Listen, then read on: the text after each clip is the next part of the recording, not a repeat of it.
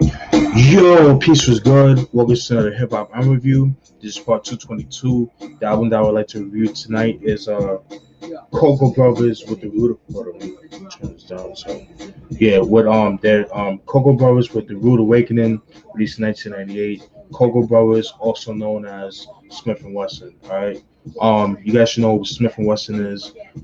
They're a group from Brooklyn slash Bed-Stuy based hip hop duo from the Brooklyn Collective Boot Camp Click. All right. I did a review on their first album, The Shining, which is a cult classic. It's a hip hop classic to a lot of people, at least to the heads. But it definitely has a cult following. Really, really dope album. I did a review on that. I also did a review on the Mount Rushmore of Duck Down Records, meaning the four albums that a lot of people high in high regards. That being Enter the Stage, The Shining, Nocturnal, and The Storm, which I did the reviews for. So definitely check those out when you guys get a chance.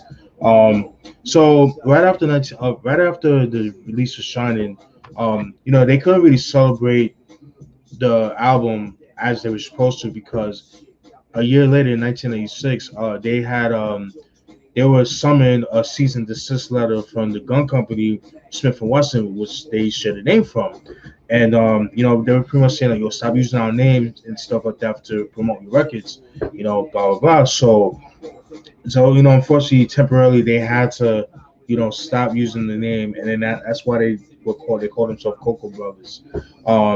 So that was that with that. So in 1997, they made a song called One on One, which was actually featured on the song and the whole soundtrack.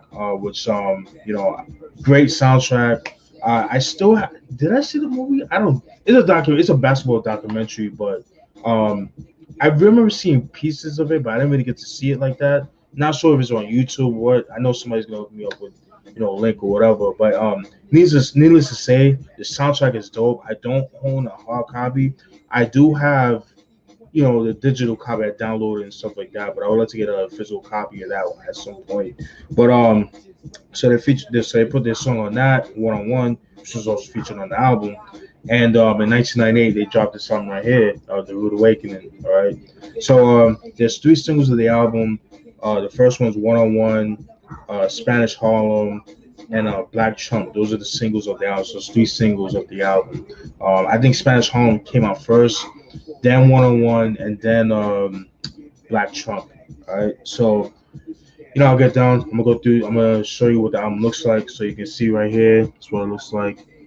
See like different pictures of them, throughout the years. Pretty cool. All right, it's the album. That's what it looks like. I'm pretty sure everybody's seen that picture before. That's where they got it from. Pretty cool. All right, open it up. That's what the CD looks like. All right, pretty cool. Open it up. See, still with two bad bitches. You know what I mean? Two bad chicks and shit. You know what I mean? Pretty cool. You know what I mean? All right. Put the CD back in the tray. All right. Take it out. Open it up. We got different pictures of them, like the shout outs, the production credits, and all that. So you can tell this is definitely the OG pressing of it. Pretty cool. All right. Open it up. All right.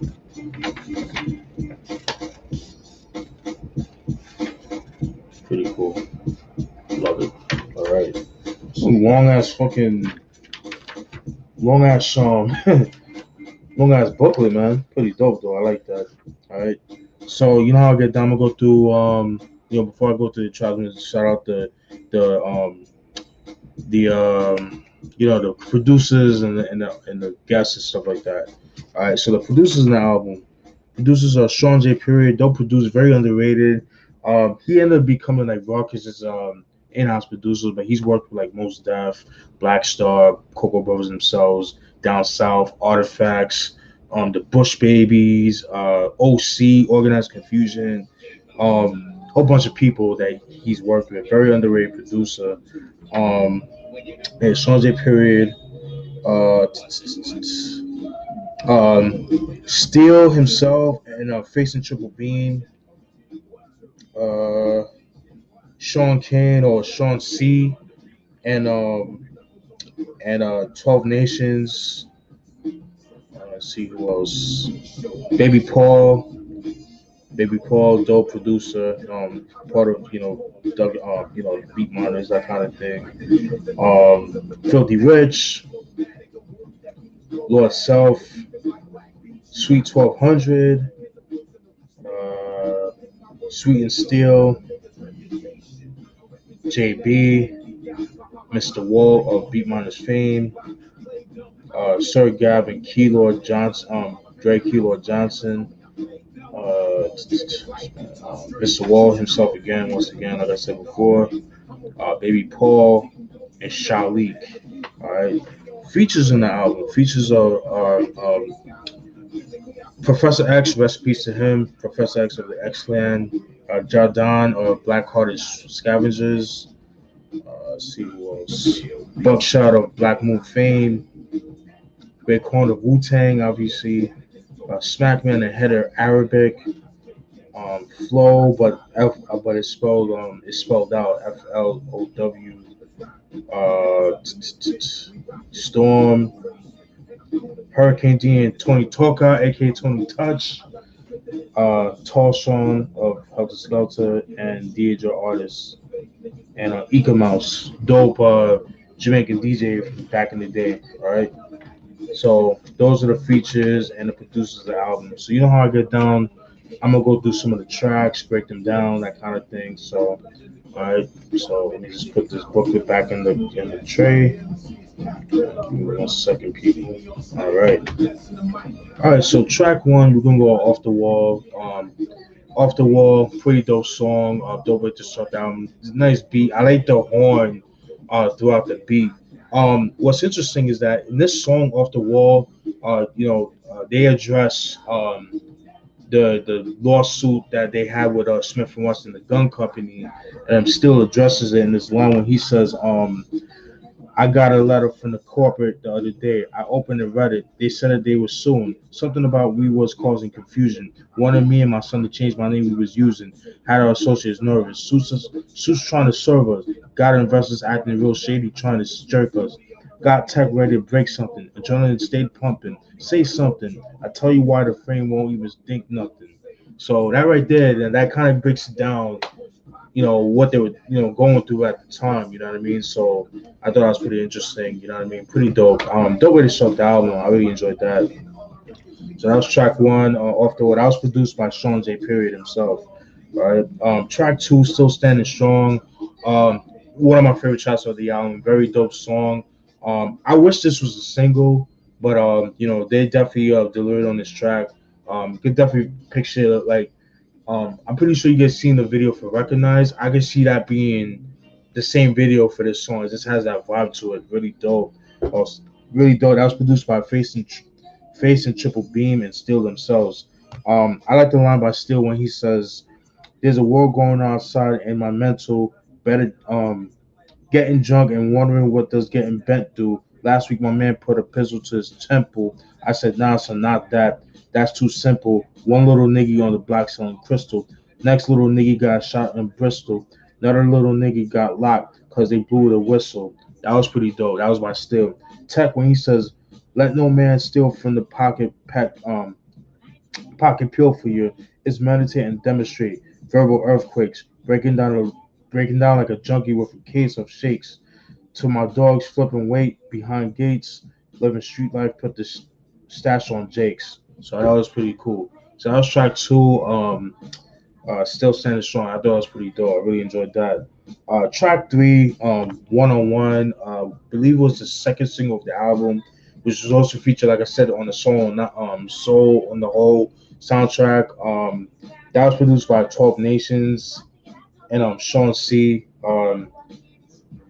Yeah, I wasn't really the fan of the song like that. I like the beat. There is a video for it. You can check it on YouTube. I'll post it down in the description box. You guys, you know how I get down with that. So that's One on One. Yeah, I didn't really care for that song. Track four, Live at the Garden. That's just a skit. Just them like they're about to perform at Madison Square Garden. You got the fans, just greeting them, yo, what up, blah blah blah. Nothing too crazy. Track five, Blown Away. That's produced by Baby Paul and Steel. That's a pretty dope track. It features Buckshot um, of a Black Moon, and I like that. I love the line by Buckshot when he says, "One shot, fire two, then burst." Shit, that's what. Shit. Excuse me. One shot, fire two, then burst. Shit. That's what happens when you thrust. You think you coming home, but you meet in Chrome. You really thought you had the throne because you was the bone. I thought that was pretty cool. That was pretty dope. Track six, Money Talks. It's just a skit. Nothing too much. Track seven, The Cash. I love that song. My favorite song of the album, in my opinion. I just had to throw that out. Spoiler alert. Favorite song of the album. I really enjoyed that song a lot. Um, that was pretty much an updated version of Nothing More But the Cash. Nothing More But the Money. That was a song that was omitted from the of the Shining album. And they had to take it off the album because they couldn't clear the Heatwave sample "Star of a Story," so they had to take it out, which is unfortunate because I feel like if that song was on the album, I think it would have made the album. I mean, the album's dope regardless, but I think it would have made the album even better in my opinion. But the album overall is great the way it is. That's just my opinion. But I think having that song would have been a bonus, and it's just like the way it sounded. It sounded so dusty, the drums being mad dirty, and I love that shit, man. But yeah, the Cash is pretty much an updated version of that, different beat, a little bit more laid back, but it's still ill. I love that joint. Again, another song that should have been a single, in my opinion, man. I really enjoyed that song a lot, so that was pretty cool. Um, so that was track seven, The Cash. I didn't write any quotables for that, but I like the song the way it is. I really like listening to the instrumental. Like that's how dope that shit is. So you got track eight, Black Trump, which was the third and final single of the album. Um, it features Raekwon of Wu Tang Clan fame, Wu Tang fame. Um, that was produced by Self Service. Oh, the cast was produced by Filthy Rich, so I throw that out there. Track eight, like I said, Black Trump produced by Self Service, um, featuring Raekwon. Um, I'm not crazy about the beat, but Raekwon fucking delivers, man. I like the line when he says, "Seems luck, seems luck, seems luck chain around my neck. Bought it from Egypt. What's happening? Me and uh, me what? Hennessy drink, mahogany guns. We trees up, coming out the shirt. Buckle knees up. This Casablanca rap nigga throw some cheese up. Let's poly. Slow mo status. Bring the keys up. Wondering runners is looking mighty feeds up. So I know that was pretty cool. I know I fucked it up, but it's just my handwriting sometimes like yeah. But that's track eight. Black Trump. Black Track nine, Dry Snitch. That was produced by Sweet 1200, featuring Smackman Heart on Head Arabic. It's an okay track. Not really a fan of the beat, but self-explanatory. Dry Snitch, somebody in the crew, snitching, and, things like that. So you already know what that. So that was track nine, Dry Snitch. Track 10, Game of Life. That was also produced by Sweet 1200. Again, another song I could have done without. Wasn't really crazy about the beat. So that was track yeah, 10, Game of Life. Wasn't crazy about that. Um, Track 11, Back to Life. That was produced by JB. This is an okay track. I didn't really write any lyrics with that. Um, Track 12, Bucktown, USA. Um, that was produced by Mr. Walt of Black Moon fame or Beat Miners fame. Another to me is like a follow of Bucktown, but not as good in my opinion.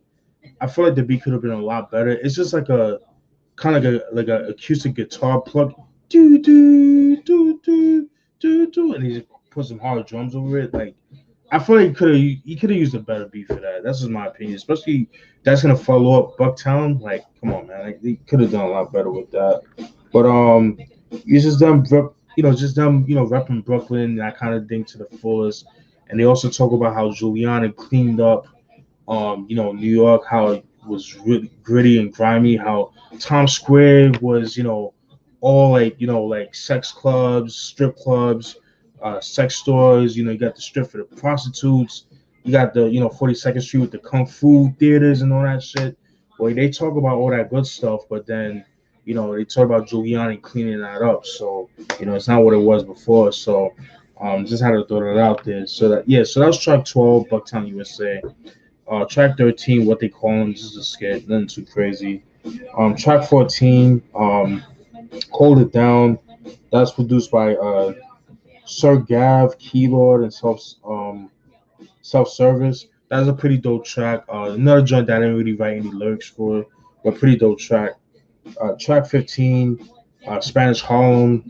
Uh, that was the first single of the album. That was actually released in 1997, the year prior.